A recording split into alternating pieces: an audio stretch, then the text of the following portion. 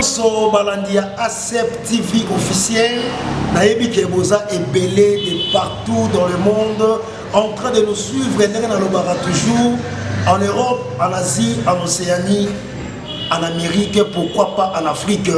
Merci pour la fidélité Nabino, vraiment boza ebelé la pessimino vraiment merci à Mingi parce que boza toujours continuer à s'abonner à la chaîne Nabino ACEP TV.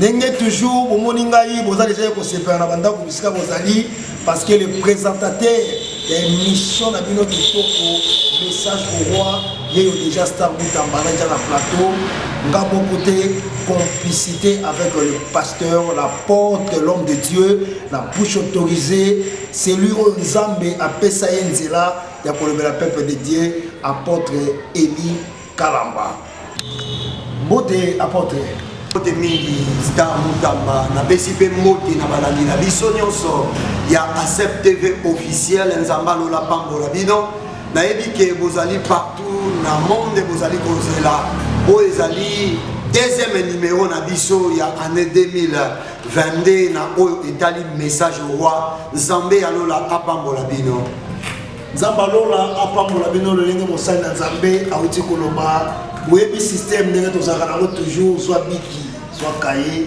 soit papier soit bible na yo se concentrer déjà papa benga papa benga bana benga bango nyonso baya bokota bino nyonso na salon parce que lipamboli ya Nzambe eye na kati ya mabota na bino na nzela na Nzambe epai na mosali na Nzambe apôtre Eli Kalamba vraiment mosali na Nzambe lelo bana Nzambe bazozela bayoka lisusu ainsi dit l'Éternel au travers de la part de l'Éternel. Lelo au même message nini et pas na bana ça. Oui, Nzambe azalokumu kande na lobaki la fois passée que tant tozolo la message au roi na lingaka mingi ko répéter yango parce que un jour na yokaka pasteur Bwana abenga inga landaki nga na chaîne moko ya bisinga bike nazolinga na comprendre tendance ya message na yo nazo capter au malamu te bien aimé peut-être oui kolanda biso lelo message au roi tozali kozwango na proverbe chapitre 31 verset nango 1 à 6 et si ka mama zo solola na mwana na ye azali koyebisa mwana oyo ya zwa c'est-à-dire ba fruit ya entraille na ye kombo na ye roi le miel azo ebisa ye boye roi le miel okoki jamais kopesa makasi na yo na pasi pe kopesa makasi na yo na masanga et soki omipesi na masanga okobosa na baloi pour dire quoi message au roi tozali kozwa oyo tobengi comme roi ezali mutu nyonso oyo Nzambe akeli pe Nzambe andimi kopesa ye une entité ya territoire pour la diriger. Donc ndenge tozali kolobela wana wo tozali kolobela na Genèse chapitre nango 2 ezali Adam c'est-à-dire tozolobela mutu tango Nzambe akeli mutu Nzambe apesaki ye mabele ya kokamba c'est pour cela Bible ezoloba nini na Psaume chapitre na yango 115 verset na yango 16 Bible ezali koloba boye les cieux sont les cieux de l'Éternel. Il a donné la terre au fils de l'homme. C'est-à-dire quand Nzamba pesi mutu mabele, Nzamba komisaki mutu roi. Bien aimé dans le Seigneur. Nalingi kolobani. Lelo tozali ko partager o ezali thème na biso ezali l'égoïsme du roi. C'est-à-dire quoi? Na o etani égoïsme du roi, nalingi na te ya mwana na moto. Que Nzambo ya kelibiso azana besoin tozala ba serviteur ya bato tangu yo ozali lesika moko songolo pakala par exemple oza DG na société moko na entreprise moko boye ozali mokonzi na esika moko songolo pakala pour dire que ozali roi c'est-à-dire lokolo oza roi esengeli te otala ba intérêt na yo propre mais esengeli yo roi oyeba ete ozali serviteur ya bato c'est-à-dire tant tozolobela égoïsme du roi tolingi toloba ete tendance ya mutu azo privilégier ba intérêt propre na ye yango tolingi kote ya mwana na mutu ke kozala égoïste te et si quand on se retrouve et Seigneur tous allez serviteur yabat même pasteur aza serviteur yabat même maman na papa baza ba roi na coin na bango na foyer baza ba serviteur pona bana na bango même ba konzi na mboka na Afrique partout soko se retrouver na poste moko songolo pakala c'est que yo ozali roi donc il faut éviter ce que l'égoïsme donc c'est ça on a l'image koloba yangwana l'égoïsme du roi des abongo sujet na biso ya mokona lelo à travers émission message au roi bien aimé ça va vraiment brancher ce que ozali ko zapete pour aux autres et pas dans mon salle d'Azambé. Oui, apôtre. Oui. Égoïsme. Oui. Quelque part, on sur le rayon, on attend aux aïeux dans la coulisse, on dit les mois. L'égoïsme, au baptême, les mois. Oui, les mois du roi. Surtout que la lingala, les mois, bongaï. Amen. Kama bongaï, vraiment. Oui.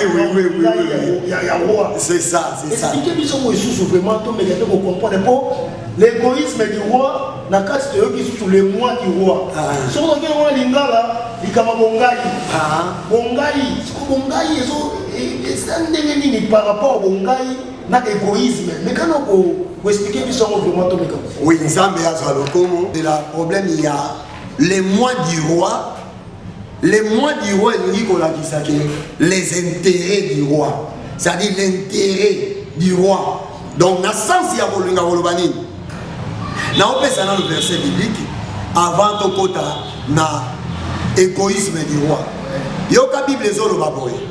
Bible zoloba na Ecclésiaste chapitre 10 verset na yango 16.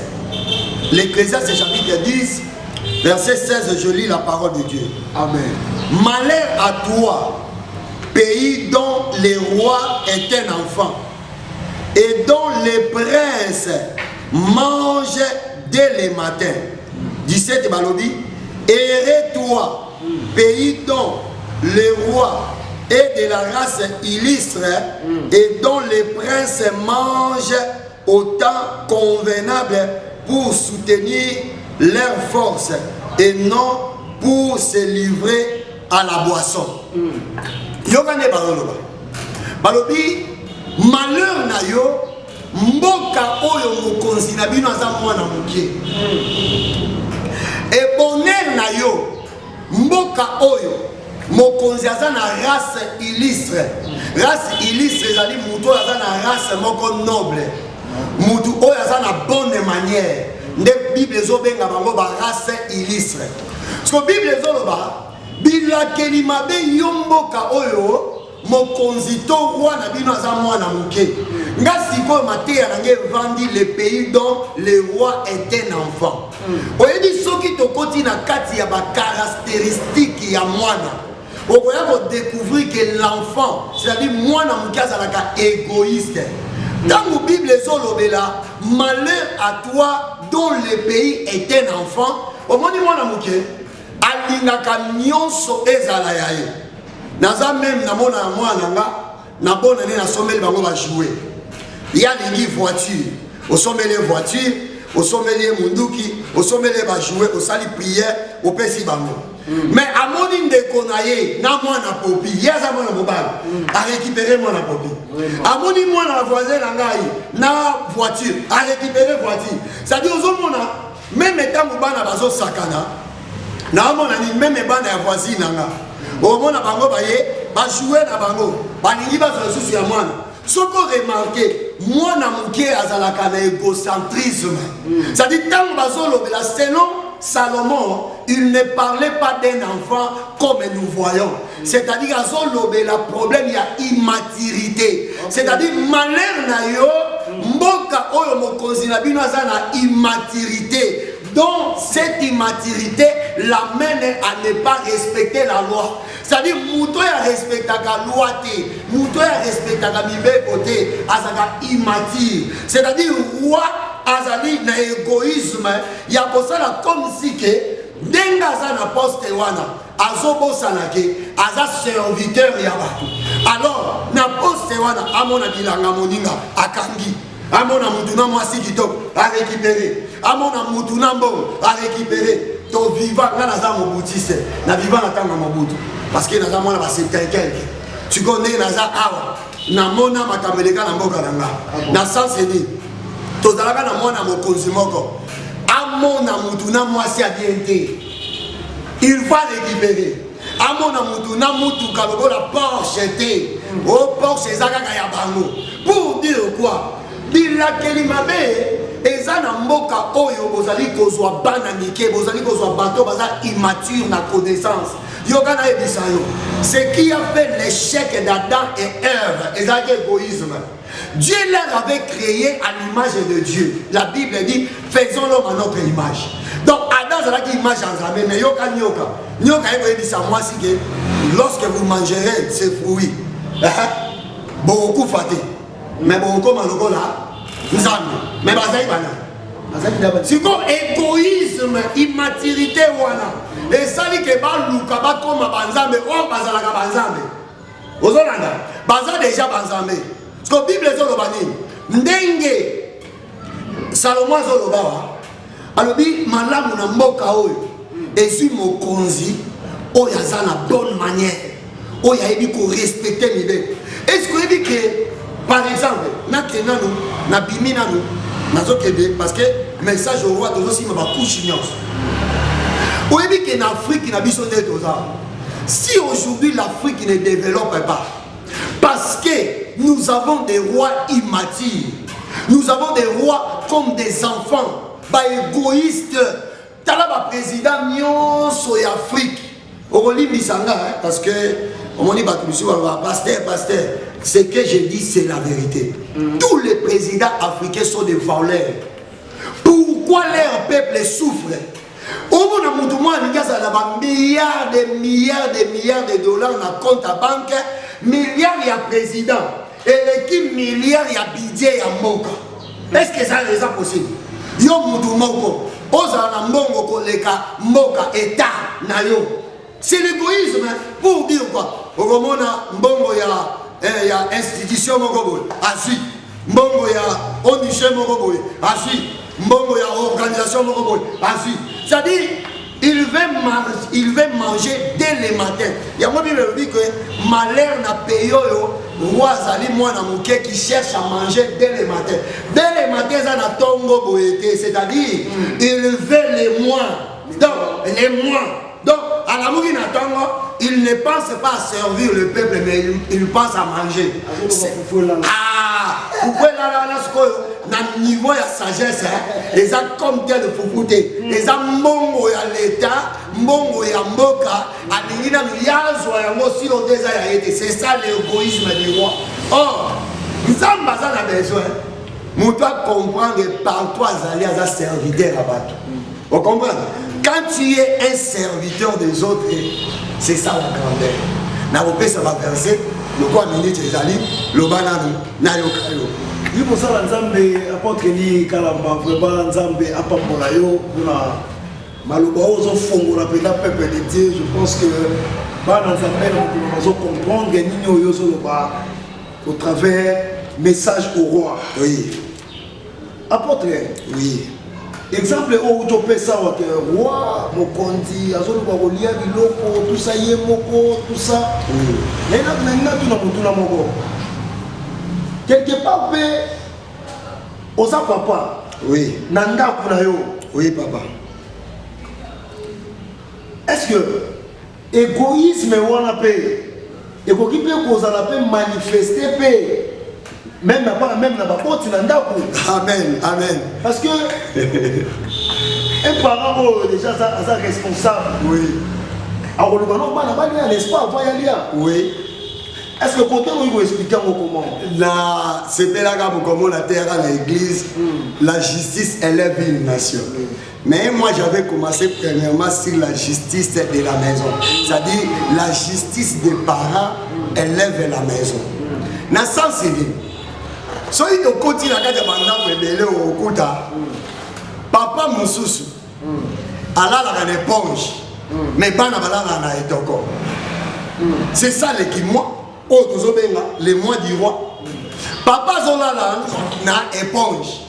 Bana bazolala na etoko. Maman na oloba. C'est le but de la carte de mais comment il y a na 5 ozo que na vie oyebi bien que chambre ya bana na yo éponge ezalaka te bana bazala drap malonga te bana balala na moustiquaire te mais tala mettre papa mettre maman mettre bana oya pour comprendre que il y a une injustice dans cette maison na kwande mwana opambola mate bana baola na malili yo papa ozola la bien ozola na ba bonne condition et ça enfantillage kala nesi na mboka la biso omona moto azala bana 5 6 maluka ndako chambre salon ndako chambre salon po bana baolala wapi bana baolala na salon po bakata pongi avant bino baolala na chambre ça dit quoi par là omoni nanu c'est pour cela Satan inga la pauvreté Satan dit que si quelqu'un est dans la pauvreté akobanda ko sumuka pe ko buka ba loi même ya nature parce que mobana baola na salon baola na toko baola na ba carton mais papa na maman baola na chambre c'est ça l'égoïsme non l'égoïsme du roi déjà na ba étape ebelé déjà na ba sens nyonso même ba problème ba drap quand ne oti ko ba ah là oti ko ba nanu dala ko ina mo la biso mon côté dans la chef de l'établissement bien PDG hein bah si balterne n'est pas impayé mais à payer oui bien ça les man na Afrique ils ont ça les bah si balterne impayé mais il attaque chef à s'aller payer mais comment ça peut se faire comment on peut concevoir de telles choses c'est ça l'égoïsme yoka yesu azolo balino ba moko na linga opesa mingi. Parce que tout a été écrit dans la parole de Dieu. Pour diriger, il faut soit exemple de la Bible. Yoka Bible Zolobani. Matthieu chapitre 20, verset 25. Je lis la parole de Dieu. Amen. 25 à 28. Jésus les appela et dit, vous savez que les chefs des nations les tyrannisent et que les grands les asservissent. Il n'en sera pas de même au milieu de vous. Mais quiconque veut être grand parmi vous, qu'il soit votre serviteur. Et ça va y poli, babada y kosolo na Yesu, bama yoso 12. Balobini, maman ya André, maman ya Bazebede, aye na bana na emi bale. Ale bisi Yesu alobi ke bana na ngami balé na kosenga yo moko azala na gauche moko azala na droite ça dit maman na luka ke intérêt na ye intérêt ya bana zali Bible lobi ni donc kozala na gauche na droite Yesu aboya lobi bakoki komela coupe moko na ngati parce que bakokokate moi je suis venu pour ne pas être servi mais pour servir et bango bakokokate parce que Jésus s'est préparé pour la libération de sa vie, c'est-à-dire pour la koufa. Tant que maman, il y a des disciples, il y a des bala lobike, mon voisin à la gauche, mon voisin à la droite. Bible les 10 serviteurs ou les 10 disciples à Jésus, bazalaki indigné, il y a comme maman na zo senge la bana na poste pembe na Yesu. Et Yesu pas boy ya lobike ba kokoka komela kupo nga na omelate. Alors aye koyebisa bango boye. Alors bi ba chef ya mokili oyo bazali ko tyranniser ba c'est-à-dire bazoye baté rôle ya chef, bazoye baté rôle ya grandeur, rôle ya royauté. Alors bi ezala ndenge moko te na bino. Lokola bango baza ba égoïste, bazo bundela ba intérêt na bango. Alors bi bino parmi bino oya kolinga kozala le plus grand azala serviteur ya baninga nasuka yesu ayo baninga alobi boye wana eza Matthieu chapitre 20 na 28 alobi boye c'est ainsi que le fils de l'homme est venu non pour être servi mais pour servir et donner sa vie comme la rançon de beaucoup plutôt. Ça veut dire quoi? Ce qui ont déjà awa on voit comment Jésus a la roi. Azo pesa c'est comme modèle ya royauté. Oya lingi. Donc, na quatre message au roi, na témoin de l'égoïsme du roi, Jésus a été égoïste.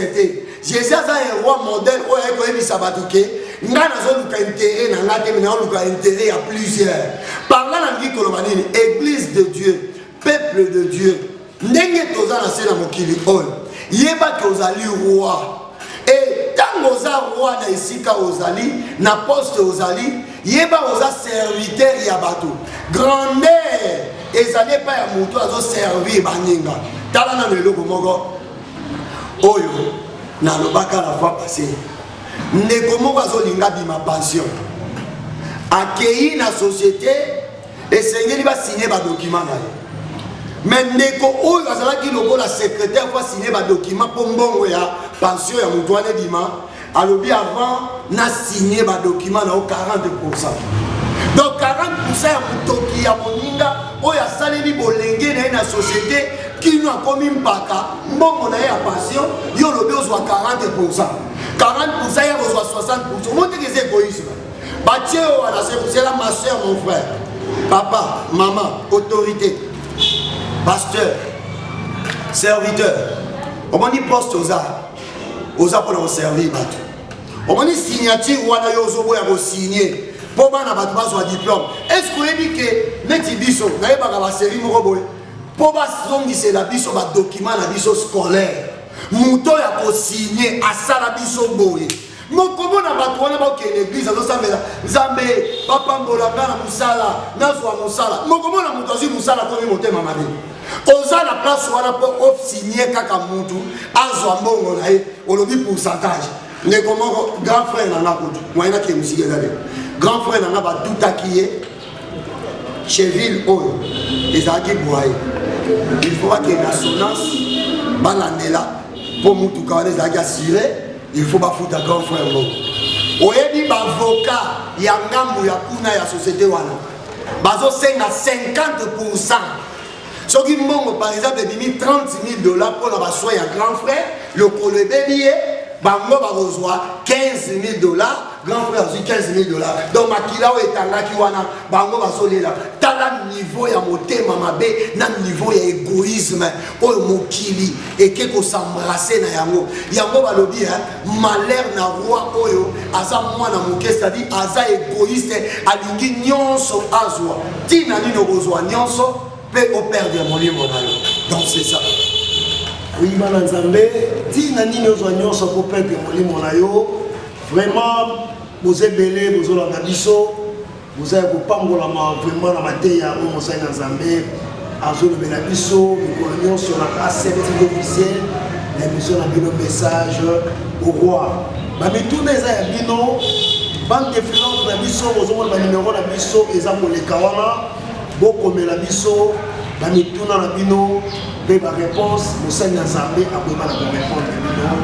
Dernier nyonso, o bino boko tunela o ezali ni tuna la bino. Oui. Apôtre.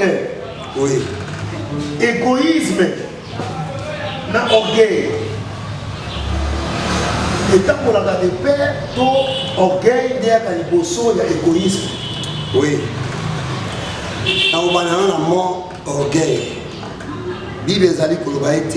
L'humilité précède la gloire et l'orgueil précède la chute. Nakatia biloko to bengi orgueil sur la diamo malamu na Bible et ça dit toute personne qui n'écoute pas la parole de Dieu.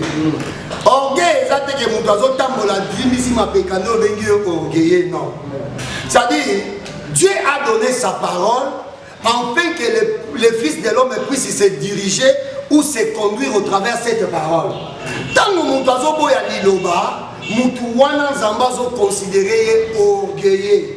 Si nous avons liloba, c'est que nous avons besoin d'intérêt. C'est-à-dire égoïste, ça s'appelle orgueilleux. Égoïste, c'est aboy koyoka liloba. Liloba est égoïsme. Tant que nous avons ça, nous avons koyoka liloba lobi. Nous avons considéré orgueilleux.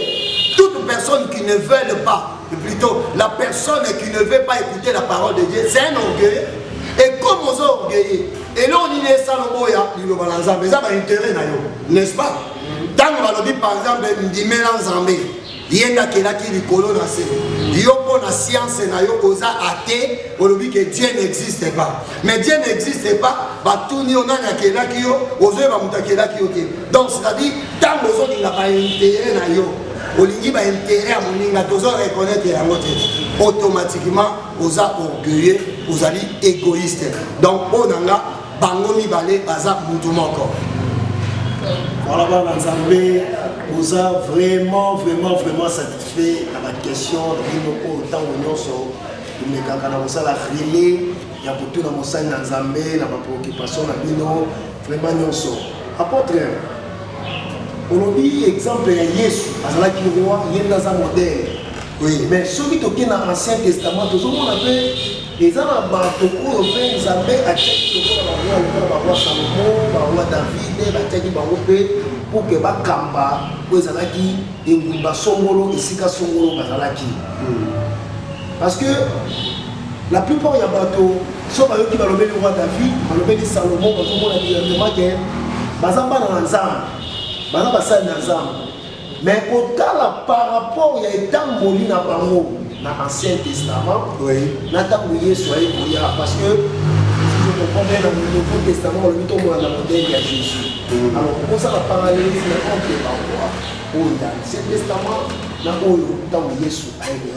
oui, c'est pour cela que nous avons dit comment on a dit que Nathan a loi et ça qui n'a pas roi oyo Nzambe abandaki ko reprocher bango oyo ezalaki kaka eloko ya ko respecter la loi de Moïse. Même ba roi nyonso wana bandaki ko beba na Nzambe kaka problème la loi de Moïse. Mais Jésus Christ azoloba liloba moko alobi que tous ceux qui sont venus avant moi bazalaki ba voleur pe ba meurtrier. Mais la loi de Moïse est pas dans Nzambe. Oui. Loi ya Moïse eza lokola pédagogue, eza lokola enseignant. Oyo bayaki avant pour nous préparer le temps de la grâce. Donc pour nous le bien, Jésus Christ azali le véritable roi. Oyo azope sa biso modèle ya vie na ye ya koloba ete il n'était pas venu pour se servir. Tant pour se servir, c'est-à-dire azalaki égoïste était. Alors qu'il est venu pour donner sa vie comme la rançon. Pour dire quoi? Ba wanyan sosoko tali oya komona David a zoa moi siamo. Vous voyez bien, azaki égoïste. So ok na Salomon. Salomon kutokoya komona ke égoïsme na ye etinda ye voir même asala ke ko linga bana ya ba égyptien. C'est-à-dire à l'alliance na ye a contracté mariage na ye na fille ya Pharaon. Automatiquement c'est ça l'égoïsme. Parce que l'égoïsme ezali mutu nyonso oyo azali kolinga intérêt na ya linga intérêt ya batu. Par exemple, loi elobi boye soki mutu asali musala na suka na ye il faut kopesa ye salaire. Mais tant que mutu wana asali musala opesa ye salaire te. Mais yo oyo ozali chef oza na salaire. Et c'est égoïsme, c'est-à-dire qu'ils ont privilégié l'intérêt dans l'eau. C'est ça les lots totali koloba. Dala, merci, tokolobela des piédestals, il y a royauté. Na kolobango na pesa ka la verset manquée. Sokotaki, je crois bien dans Somme chapitre 97 verset 2. La Bible parle de deux piédestals de la royauté, c'est la justice et l'équité. Bible zoloba que le trône est affermi ou le trône de Dieu est affermi par la justice et l'équité. L'équité, c'est une manière de kabola biloko équitablement. Tala, au moins mboka, les gens disent par exemple, la richesse, c'est pour cela que nous sommes des co-héritiers de Christ. C'est-à-dire Christ est égoïste. Tant que nous sommes des co-héritiers de Christ, avec Christ. C'est-à-dire, ceux qui sont dans 100 $, héritiers passent à 100 $, on passe à 100 $, on passe 100 $. Donc, les co-héritiers avec Christ, c'est-à-dire, tozali biso nyonso bakitani ya eloko moko. Maintenant, où est l'égoïsme? Oya komona ete Nzambe ye moko azolinga kovandisa trône na ye balobi piédestal na ye. Des piédestals. Le trône de Dieu est affermi par la justice et l'équité. Pour dire Nzambe ya roi. Avant ça trône na yekaka na deux piédestal o eza justice de justice ezali sembo c'est cela na ba na Israël alobi boko pona ba juge oyo soki azo juger makambo a juger par l'apparence était mais a juger mutu nyonso par rapport ya ba défaut na ye en plus c'est la Bible lobi nini ke juge wana azwa corruption te corruption les égoïsme c'est-à-dire mutu alingi azwa part a gagné. C'est-à-dire, au lieu de juger Nenge Sengeni, il y a un piédestal pour le Tozolo de là. C'est là que nous avons un psaume hollandais. Oui, on a un psaume hollandais. Psaume hollandais, c'est 2. Bon, Bible le Bible. L'Éternel est reine. Que la terre soit dans l'allégresse, que les îles nombreuses se réjouissent. 2. Le nuage et l'obscurité l'environnent. La justice et l'équité sont la base de son trône. La justice et l'équité sont la base de son trône. C'est-à-dire, roi tant na trône, il faut na mutu na oyeba que pose à la un roi fort. Pose à la un roi grand, il faut à la juste, mais aux à la équitabilité, c'est-à-dire aux équitable dans ma camo aux alikosal. Au comment on a montazo kabola biloko, par exemple, un des to kabola ka biloko na zungu, oche oyo munene, oyo muke, oche oyo muke, oyo munene. Donc ils a injustice. C'est-à-dire trône en Zambé vandi na deux piédestal wana. Parlant na olinga aussi les savouer. Dans Michée chapitre 2. Michée chapitre 2 verset 1 à 3. Bible les autres vaqués. Malheur na mutu oyo alali na metu na ye. Azo kanisa ke lobi na oke osala mutu mabe. Et Bible les autres vaqués malheur na mutu ya kana ka kosala mutu mabe tango aza na pouvoir na maboko. Et Bible qui dit les autres que kaka mutu wana malheur na ye parce que azo boto la biloko abatu poazala na espace monene, c'est-à-dire mutazo na ba mapango ebele. Est-ce que oyebi ke na yebaka ndeko moko tangu kaka ba nommé quelque part azalaki na famille moko to yebanaki ayebisi bana nkasi na ye basala ba commission na ville ya Kinshasa ya kosomba mapango. Oyebi combien de mapango? 100 parcelles na ville ya Kinshasa. 100 azimbo wapi? Parce que comment on peut nous en a 100 parcelles? Kaka na mikolomi balé oyo yo aussi poste c'est que vous êtes égoïste, c'est que automatiquement oyibi nous yesu alobi que oyo aligaza la grand oyo alingi ba reconnaître comme un grand homme il faut la serviteur ya ba cause serviteur ya bato eza ko boya ko privilégier ba intérêt na yo mais na bolingo osangisa bato opesa bango esengeli. C'est ça l'équitabilité. Soki yo fi 100 na pena zoa 100 au bazoa 100 au bazoa 100. Donc c'est comme ça et za la malam même na kati ya makambo nzambe nzamba zolinga équitabilité et za la kati na biso. C'est ça équitabilité na makambo na nzambe ndenge mosali na nzambe auti koloba. Vraiment, donc comme la souka et émission la biso, la minute vraiment ils ont compté ma kasi et belé à Koloba et belé à tout n'est pas dans mon sein dans Zambé. Nazomon la bino de partout ndenge boza kokoma mais tout na la bino vraiment to bombi ako na mbala sima to tout na mon sein dans Zambé mais tout na nyo so bino bozo koma. Bon continuer toujours na kokomela na biso na ba numéro na biso ko ezo le kawana na bande de finances na biso. Aseptiv officiel, vous mettez la biso sur Facebook, vous mettez la biso sur WhatsApp, vraiment tout vous engagez pour répondre à la question de sur Ousseyn Nzambé, Aza Bongo disposé pour répondre à nous.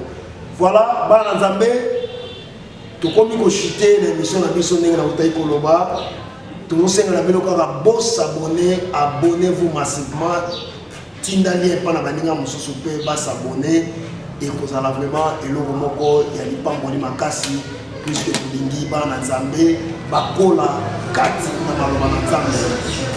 Apôtre, conclusion, les amis, on va les gens, les gens, on va les Nzambé, vous avez conclusion, un message dans son conclusion, ils ont encore, Proverbe chapitre 31, verset 1 à 6.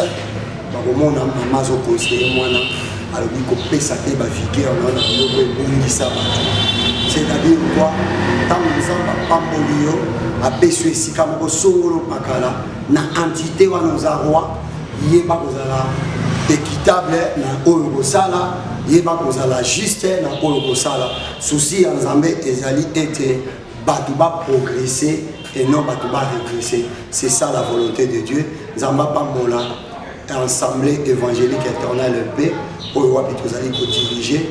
Les deux samedi, le but aux dimanche, on a dit que nous Zambé va oser là, toté à Bango, pour nous paiement, la pessimino bayo, la tikibine pas journaliste.